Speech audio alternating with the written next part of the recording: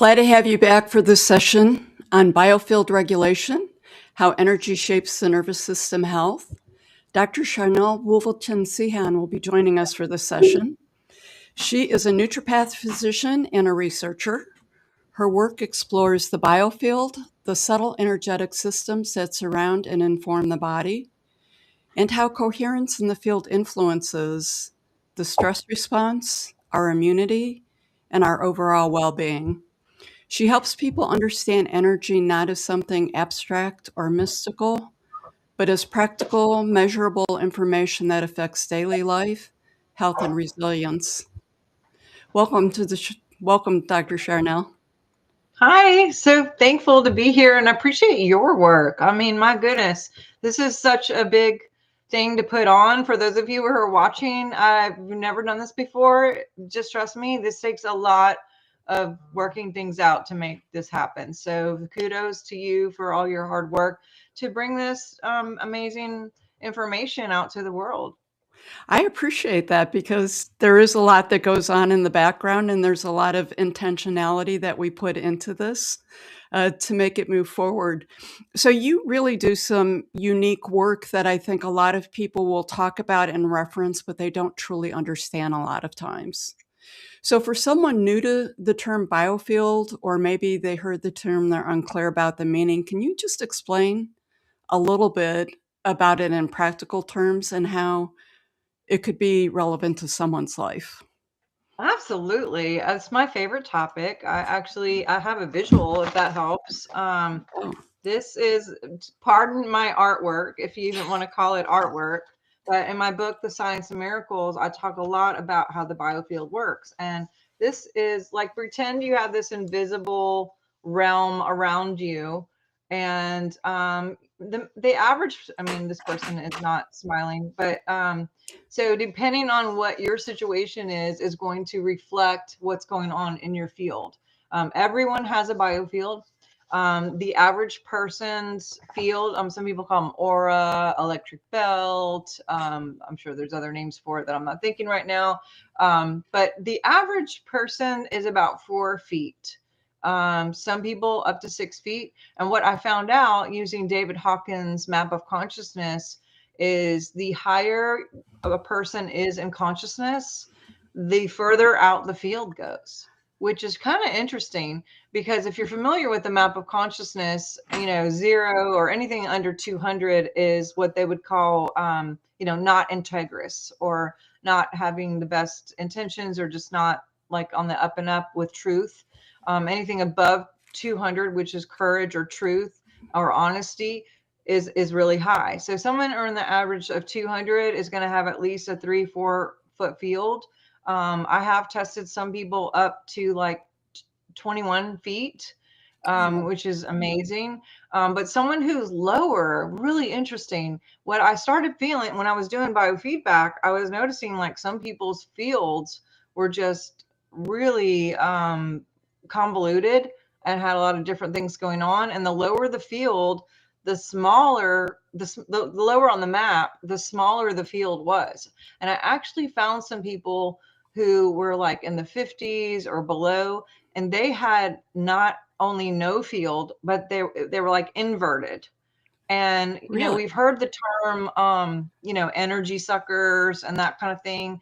Anyone who's above 200 on the map of consciousness, they're generating their own truth, they're living their life, they're doing their thing. But someone who is lower than 200 literally has to feed off of someone else's field to feel alive, to get any kind of like thought process or life in general, or just to remain in place. And so your field actually is made up of a lot of different things. It's made up of what we're thinking about, what we're talking about, especially what we're feeling. That's a biggie. But then there's also some extra things, like every single cell in our body has a code. Our organs have different codes. So there you can have ancestral codes that are coming out in the DNA. Everything is tracked and monitored, and we all have this, realm. And like I said, some people, and I know you probably know what I'm talking about. Sometimes you could just like see someone on your cell phone calling and you're like, oh no, I'm not picking that up, because you can almost feel the pull, from the phone, and you're like, no, the Debbie Downers of the world or whatever, or the Karens, they're calling it now or something, Yeah. but then you have the opposite, right? Someone like yourself would be really high, and being around someone like you would just like, you would feel happy and at ease, like it's tangible. Those fields are very transferable, they're very tangible. And that's why we should be very aware about what we're thinking, what we're talking about, and especially what we're feeling, because that will transmit out to the world. And then the actual world has its own field. It's called the Schumann resonance. It's at 7.83. And as we shift as a consciousness, it actually changes the earth. And so there's a collective field, and then there's our field, our personal field. And it's both electronic and it's magnetic, which is why they call it bio. Bio means two. Electric, one. Magnetic, two. And the biggest part of the electric part is the heart, what we're feeling. And I wrote this book because I was working with a lot of patients who were really wanting to get to the next level, whether it was physical health, mental health, or just like miracles, finances, partnership, finding the love of their life. And they'd be like, I feel like, I have this like one step forward, two step back kind of deal, cancel, clear. Or like you're just on the brink, but then it just doesn't happen kind of deal. And I was like, well, what is that? And you can have like a mismatch. You could be like thinking in your heart, you really, really long for, love, and you want someone. But if your mind is like, yeah, but remember that last guy, he was da da da da da. And remember mom with all the trouble with the different guys, so that code can go out, and so you'll have positives and negatives, and they kind of cancel each other out. And you end up in this kind of, I call it energetic purgatory. So you're just sitting there and you're like, you're not getting really any traction, because you're putting out that you don't want to deal with it, but you're feeling that you do. So you're pulling it in and putting it out. And then if you talk about it with your friends and you're like, hey, remember that guy, blah, blah, blah. And the more you talk about it, that goes into the field, and we can only get what we are. And so that's why social media is a big deal too, because they are weaponizing, screens and social media and TV to get us focused on the next protest or the next whatever, to stay in that fear, to stay in that confusion, to stay in anger, whatever the situation is, to manipulate us to putting it out into the field. And then we keep getting more garbage, because again, whatever a man thinks in his heart, so is he. Even if it's like television or movies or music or video games, this is your frontal lobe, and behind that is your limbic system. Your limbic system cannot tell the difference between imagination, fake, or real. It can't tell the difference between me or you. It can't tell the difference between me giving to you or receiving to you. There's no time involved. So if I give something to you, my body registers that as I'm receiving that. And so that's why it feels good to give, right? But in the same token, if you're thinking negative about someone, or judging someone, or speaking badly about someone, guess what? Your brain registers that as someone's talking about you, or you're talking about yourself in a bad way. And that's not even counting your own negative thoughts about yourself, right? So we have our own things, but then we could be having like word curses and things like that, which, I kind of follow the Bible on a quantum physics level. But it says, whatever you give ear to will be given unto you. Judge and you will be judged. I mean, this is all quantum physics. This isn't like just scripture or some woo-woo Bible thing. This is actually what happens in the field, because we can't get anything more than what we already are. And the more we work on us, the more it adds to the collective. the best thing to do is not try to make other people think this way or do this thing, or, can't you just be like us? Can't you just, whatever? It's like, no, that is a reflection of you. We need to work back on us. And the more we work on us, you will see the changes in other people. So that's kind of in a nutshell what a biofield. I don't know if I really answered it. Probably answered too much, but No, that was a lot, and honestly, that was super informative. I have to tell you, I related to all of it, and there was it was logical. Um, so I appreciate it, and a lot of what you just talked about, I think, is something that we're hearing a lot about now is the mirroring. People are mirrors, situations are mirrors, that they're all mirrors coming back to us. So it's just being spoken or packaged in a different way than maybe it has been historically, or the way that you've just described it. So that was perfect. So just to slow it down a little bit, some people, they see regulation, they think that it starts in the body all the time, while other people, they notice the changes happening early. In your experience, have you what have you seen that suggests an imbalance that can happen before the physical symptom appears? What's going on before that physical symptom shows up? so disease or dis-ease starts in the heart and then the mind. And it's like, again, what you're feeling, what you're thinking about. We spend a lot of time and energy, literally, focusing on things that we can't control, things that will never even happen anyway. I have been like the queen overthinker of like the ABCD things of events that could be possibilities that could happen, and the plan for each one, in case those things happened. Mhm. And I don't know if you've ever heard of Neville Goddard, but he talks about out picturing other people, and there's another book, Psycho-Cybernetics.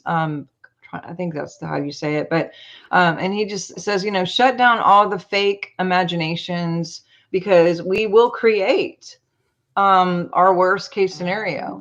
And yes, things do store in the body, especially if we don't flush them out and clear them, because again, you may have a trauma, and these traumas, the way that, I don't know what that's doing, but I'm sorry, the limbic system right here behind the frontal lobe, it's also the librarian of your emotions and your body. And so if you have a trauma or something that happens, the limbic system will defrag a lot of information between like 3 a.m. and 5 a.m.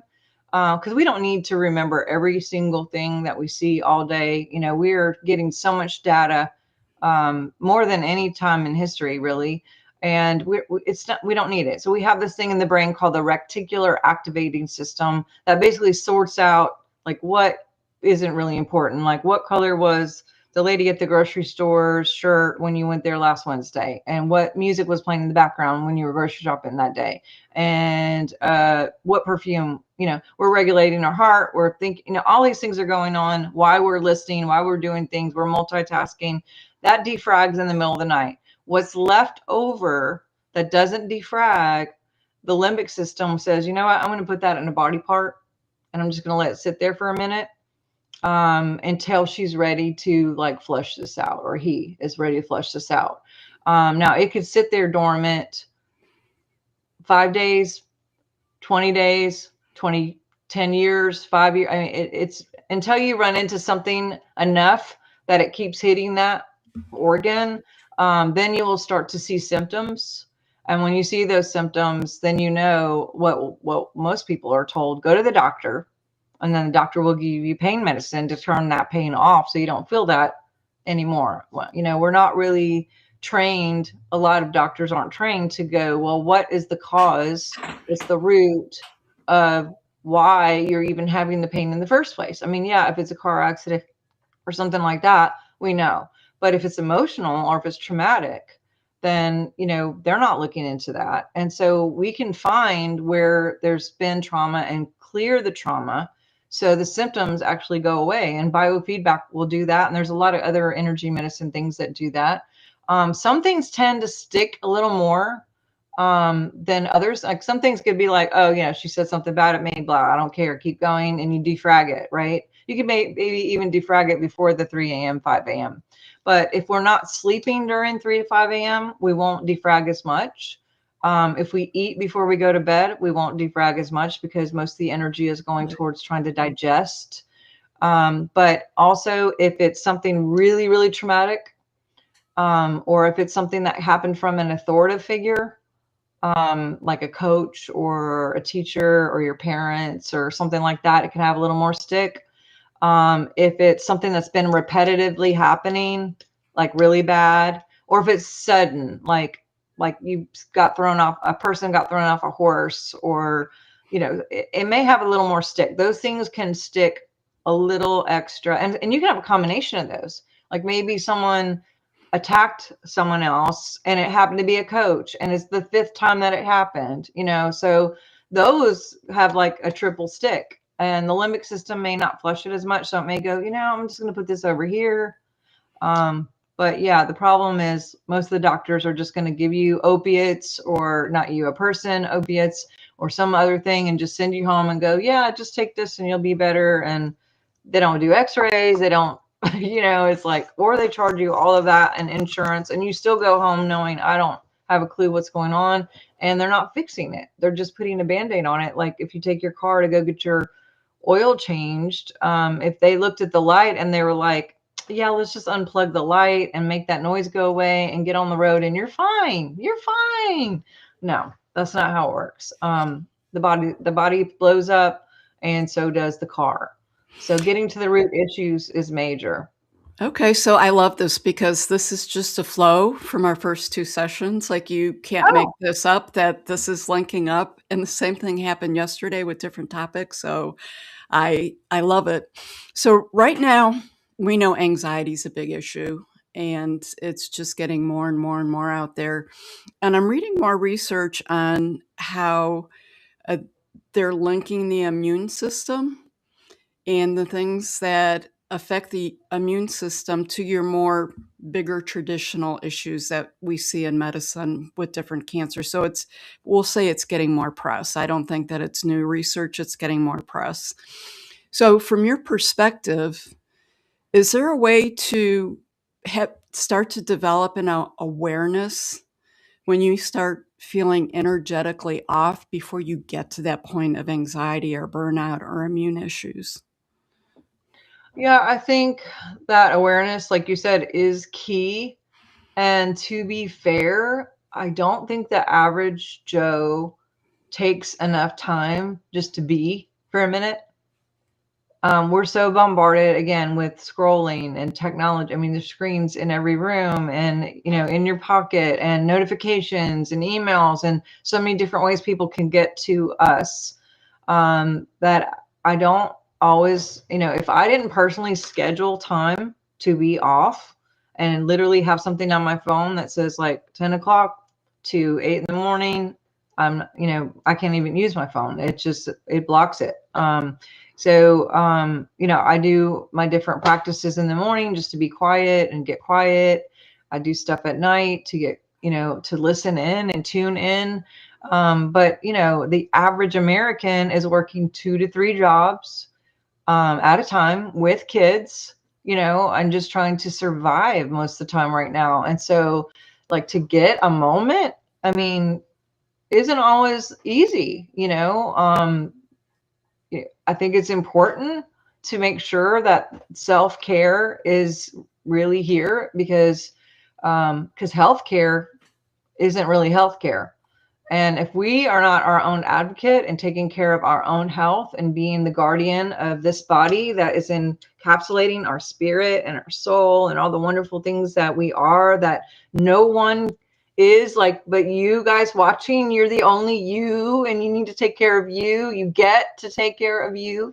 When we take care of ourselves and take that ownership, and, doctor actually just means teacher. And when's the last time you went to a doctor that actually taught you anything, or made sure that you didn't have to come back because they were given all the information that you could go home and just learn like what to do now for yourself? A lot of these doctors, hey, come back to the chiropractor 3 times a week and come here and do this, blah, blah. It's like this and you're in 10 seconds and you're out, and it's like, you got your 3 scripts and blah, blah, blah, hopefully you're good. See you next Friday, and follow-ups. Like, I have never been like, if I feel better, I'm not going back to just tell them I'm good. It's like, no, I don't need to follow up. I haven't been to the doctor in forever, so I'm probably the wrong person to ask. But I think Okay. awareness is awareness. I mean, do you have any practices that you do just to be quiet? Like, what do you do? Oh, I literally moved to the middle of nowhere on this farm surrounded on 3 sides by federal forests. So I just, I, even before the summit today, I took care of all the animals and my chores. And what really hit me this morning for some reason, maybe because I was meant to talk about it for this session, is I really never realized how much I enjoy doing that and how good it feels to be out there, regardless of the freezing temperature or the weather. It was like, I just, you know what? I really never realized how much I enjoy this, and it feeds me. So I have made a lot of conscious choices in the last couple of years to take care of myself. So that's extreme, though. I think that for most people, they're not going to do what I've done. Well, I'm But from you're right. Montana. Okay. Yeah, But honestly, originally. taking 5 minutes for your day, like I lived in major cities the majority of my life, and you can still find a moment or a place that is peaceful to you for 5 minutes, whether you're in an apartment and you're gifted to have a balcony, or you sit on a porch, or you step in your backyard and you have maybe some flowers or something. I think that there's more opportunity than people realize. But I want to go back to the immunity thing because it just has really resonated with me, especially over this past week in doing this summit. Uh, like I said, that there's more research and evidence that's becoming aware that it plays a very significant role in dysregulation and dysfunction to the nervous system. And what role do you think the stress patterns and energy, because like that's your gig and you're very knowledgeable and you understand it on a level most people don't. How does those energetic patterns, that burden, how is that playing into the immune resilience? Well, stress in general, which if everyone has stress. It's a matter of how you manage it, how you manage you.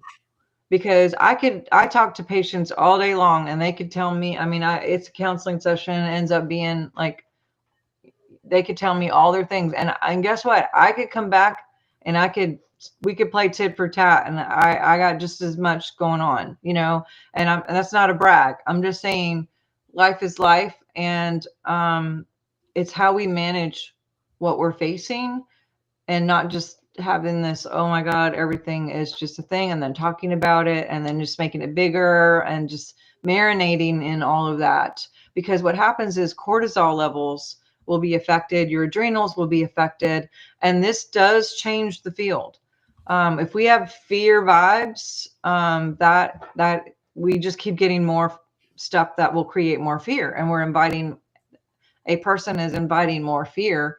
The more fear we go out, if we could just get into that pocket of, I trust God or your source or whoever, or yourself or your higher self or whatever, and get into some other decrees. I have a whole card deck that talks about like decrees that affect consciousness, and how I can test people before and after they're saying something or thinking something, and literally changes the field, which changes the inside of your body, all your immunity. It regulates things, brings things down, just by our words, just by our thoughts, just by our being. So it affects the gut. It lowers the frequency of the field, and other things lower frequency too, like drinking, chemicals, any kind of recreational drugs. All of those will bring frequency down, which a lot of times people who are in stress are participating in all those things, because they don't want to feel. And I know judgment. I mean, believe me, But that also brings down the numbers of the field, and it's like a key to your field. Literally, like you've unlocked your field to invite more entities in, to bring more chaos and more situations to that person. So as much as we can regulate stress, whether you need to get out in nature, there's so much code, and just walking in the forest or being by the beach, or it can literally just cleanse your field. Taking a shower or a bath, magnesium or something like that will clear the field. Put on some meditation music, or read a good book, or laughter, like watch a funny movie that isn't stressing you out. Just laughing can change and regulate your adrenals, your cortisol levels, like, which changes your field. It's just get out of your head. That's a big, big, big thing. And whatever we're thinking does change and regulate the stress. And the stress is what changes all the hormones. And we have all these hormones, and there's disruptors, including thoughts, that disrupt the hormones and dysregulate the hormones, which changes everything. And so you can look under live blood and just talk to blood, or talk to yourself, and I could test and put it in our live blood, and the person looks good. And then they could talk negative about themselves, put live blood under it, and it looks bad, like just by them thinking about it. So that's interesting. That sort of matches up with Veda Austin's work that she does with the water Yeah. and talking to Yeah, the I've water had and her the on the different show patterns. several times. Oh, have Yeah. you? Oh, man, I'd love to Yeah. have her on the happy hour. We'll have to talk about that off camera at some point. So a couple of things with what you just said, and you had mentioned the summit and all that goes on behind it, and I had mentioned we were very intentional about many things. So one of the things that we were super intentional about is the very last session is humor is medicine. And it's very powerful because it ties everything up in that more positive, the importance of laughter kind of way. So I love that you literally just said that. But you've talked about God a few times in this session, and obviously you're talking about the biofield. So I think that you're a good person to ask this question to. In your experience, what tends to change when someone works with both consciousness and biology instead of focusing on one or the other? Because it feels like people have either one foot in one door or one foot in the other door. Well, there's actually no separation whatsoever. There are people who believe that, and who have created that program, and that's what they believe. And you can't, there's nothing to do. I can't change anyone's belief systems, but consciousness will directly affect biology, and biology affects consciousness. Like, we as Westerners, I think, want to segment everything up and put it all in these little, and medicine does that too. Western medicine is just very like, oh, this is East and that's West, and this is the thyroid, and this is the organ, I don't know, liver or whatever. And we can chop it up. But I say this in my book too. The first line in here is, you can't pee in the pool and hope it doesn't get everywhere. Like, there's no smoking section. Like, Yeah. it's going to get, like, whatever you are, it's going to ease out. And you're also going to leak in other people's stuff if you have a match. So if you are lying to yourself, you will collect liars. If you talk shit about people, then you're going to get those people. If you feel bad about yourself, which I've been there, and I felt really, really bad about myself, and I actually, it's too long, but I started just collecting people who treated me bad, and what's also really cool and interesting is I do these group parasite cleanses. And I started out just because I was testing a product, and I asked some people to do it, and we were doing it 3 months, and we did exit questions and before questions. And after several months, we realized, I thought it was all going to be physical. I thought everyone's going to be like, oh yeah, I feel better. I have more energy, sleep better, whatever. We had a lot of people who were like, I got a new job offer. My narcissist boyfriend quit calling. Like, I got some new friends, like those kind of things. And I was trying to think about, like, well, what is it? And mold and parasites in general are very parasitic in energy, and they have their own life and they have their own energy. So number one, it convolutes your field because that sends out another projection, but it also has their own magnet. And so whatever we're putting out, we get, and they happen to be within us. They're sending out that message that basically, hey, this is a good host, cancel clear. And people will only submit to your lowest common denominator.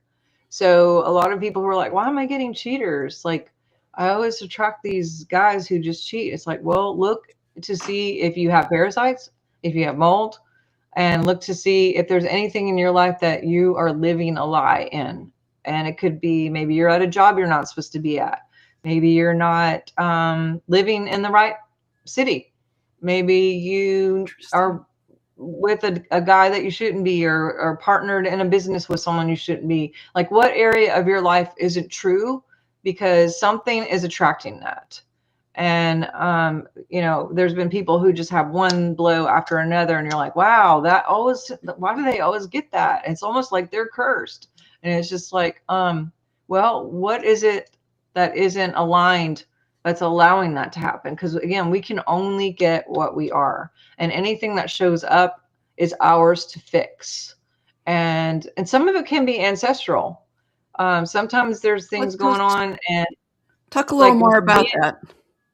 So our DNA has code, and I can do with biofeedback, we can see the lower the numbers, the longer they've had it. And some of the numbers are so low, we know like this was what they incarnated into. This is what they came here. This is the package that was already there when they got here. So maybe grandma or grandpa lied and cheated, or maybe they were really good and amazing and strong integrity, and you just get all this good things because you started out that way and you just built on it, and you grew up in a great household where integrity was a big thing.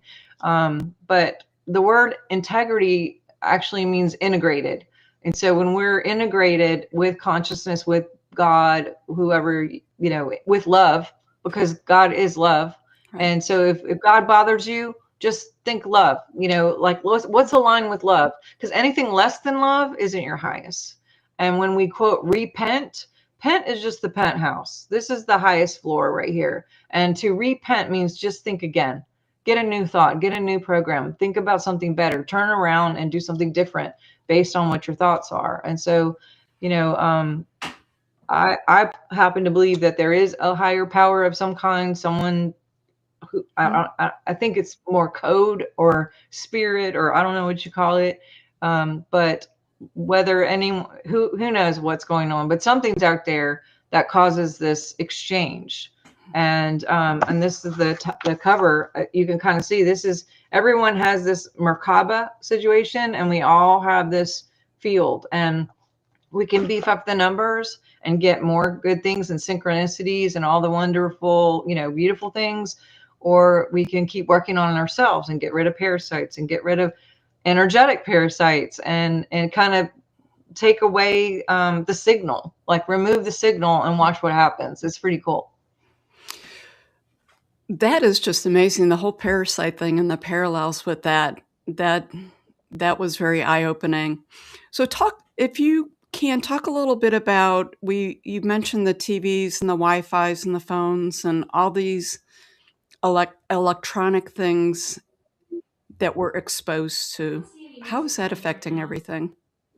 Yeah, a lot of people think that is a myth, and it is absolutely not. I've had patients that their smart meter box is like, close to their bedroom or whatever. I actually had a really bad diagnosis that I was able to reverse. And I work a lot with people with that diagnosis. And I did not know, but my doctor tested me and he said, you're getting a lot of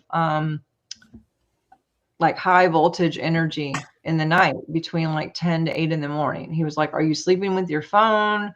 Or do you have like a Wi-Fi box next to your bed or something? And I was like, I don't sleep with my phone, blah, blah, blah.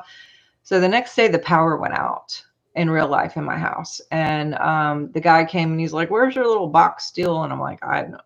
call my husband, so we found out that literally if this is my headboard, the smart meter was like right behind, and they had just put that, it's not the dialogue, but the digital Wi-Fi one that literally just beams all night, like constantly. And it goes several feet. I mean, it right through the bed. So because of that, I ended up with a pretty bad diagnosis. And again, I was able to reverse that. But I've had people say, you know what, just go sleep in the kitchen for the night and see if you have any difference, or the living room or something. And, headaches go away, regulated systems, the cells, if you look under live blood, you can see the difference. I mean, there's so many things that are science about it that people are like, oh, it's not real. It is so real. And if you go to my website, drsharnael.com, I actually have some really good plugins that cover up to 2,000 square feet. I keep a thing on my cell phone, any major, like my Wi-Fi box and that kind of thing. And I have one of those testers. What do you call the? Probably have it around here somewhere, but where you could test to see like if it's causing that electric thing or not. Well, I thought I just had it actually, but anyway, No, it's real. It is real. I believe it's real. There are a lot of products that you can put out there, and there's different things that you can put on your devices. I have stickers, and I forget what the stone is, little things that I hang. But because just as you said, you can be intentional about not having a TV in the bedroom, sleeping with your phone, maybe out in the main area, the door closed and stuff, but there's still things seeping in that we're unaware of. So it's hard to believe that we have just a few minutes left of this conversation. Obviously, we could probably talk for hours on it. But before we end, can you just touch, you've mentioned it throughout the conversation, a little bit on your bioscans and how you use them? Yeah, sure. And thank you for having me again. I appreciate that. So with biofeedback, I can do that remote. So if anyone is feeling kind of out of sorts, whether it's mental or like spiritual or physical, or maybe like things just keep happening bad around you and you're just like, why does this keep happening? We do basically get some information from you. We pick up diagnostics. You can get, there's about 25, 30 reports depending on what's going on. But we do look at if EMFs are bothering you, like the pollution of the electronics. We look at your hormones. We look at your brain and your sleep patterns. We look at chiropractic. We look at vitamins. We look at major stressors.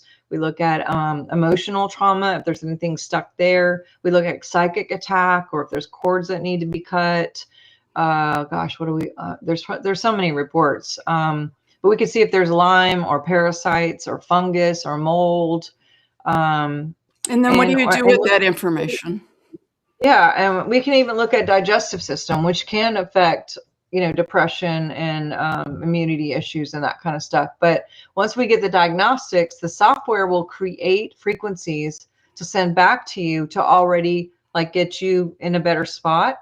Most people need about 3 scans to really do, depending on what the situation is. One scan does a lot, but multiple, we'll just get one every 2 weeks to piggyback on the last one, so we can kind of pick up where we left off, and we just get new reports to see like, okay, this has been crossed off. We don't need that anymore. We can work on this now. And I do a consultation, the first one too, just because if there's anything from a naturopathic point of view that I can look at and say, you know what, you need a vitamin D. If you take a vitamin D, the energies can work on the things that we can't work on, or maybe you need to go to bed early, or, I don't know, get grounded, say a quick prayer. There's things that I will point out that can take some of the work from the frequencies off the little things and work more on the bigger things. But it's really quick and easy. But I've worked with people in Australia and England and all over. And there you go. Thank you for helping us bridge science, energy, lived experience in such a clear, practical way. And you literally did do all of that. Like the information you gave in such a short period of time is amazing. Your insights offer people a new lens for understanding stress, regulation, and resilience. I appreciate your depth and clarity that you brought today. And to learn more about Dr. Sharnael and her work, you can go to Dr. Sharnael, SHARNAEL.com. Thanks a lot.